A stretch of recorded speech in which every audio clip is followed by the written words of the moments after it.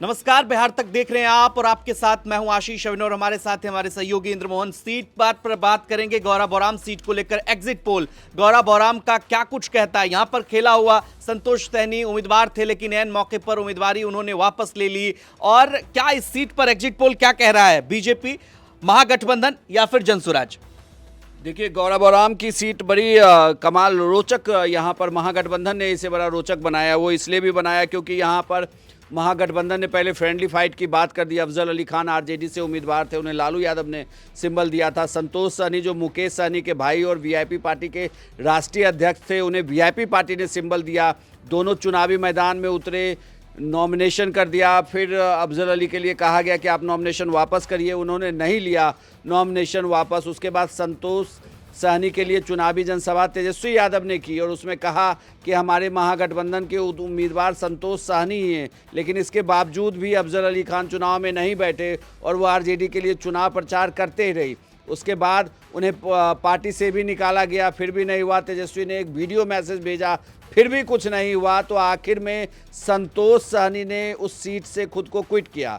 मुकेश सहनी पहुंचे, उन्होंने press conference की और कहा कि महागठबंधन की भलाई को देखते हुए हम संतोष सहनी अपने भाई को चुनावी मैदान में बिठा रहे हैं। अब महागठबंधन के उम्मीदवार अफजल अली खान ही होंगे। अब एनडीए की तरफ से वहाँ चुनाव लड़ रहे थे सुजीत कुमार सिंह और संतोष सहनी वीआईपी से थे, अफजल अली खान आरजेडी से थे और इफ्तिकार आलम जनसुराज के उम्मीदवार थे। कुल मिलाकर देखा जाए तो गौरा बौराम बिहार की उन हॉट सीटों में रही जहां पहले चरण का मतदान हुआ। काफ़ी एक तरीके से कहें तो इस सीट पे टसल भी रही। लेकिन आपको बताऊं कि जो चुनाव से पहले ही जो फीडबैक आ रहे थे वो ये कि वीआईपी के लिए ये सीट बहुत मुश्किल थी। अफजल अली वहाँ पे एक बात की चर्चा होने लगी कि मुस्लिम उम्मीदवार को क्यों यहाँ इस सीट पर बिठाया गया और उसके खिलाफ पोलराइजेशन बहुत ज़्यादा था। मतलब संतोष सहनी के खिलाफ ये कहा जा रहा था कि बहुत ज़्यादा पोलराइजेशन होगा, अगर वो चुनाव लड़ते तो ये दोनों हारते और एनडीए जीत जाती। लेकिन सिर्फ अफजल अली खान के चुनाव लड़ने से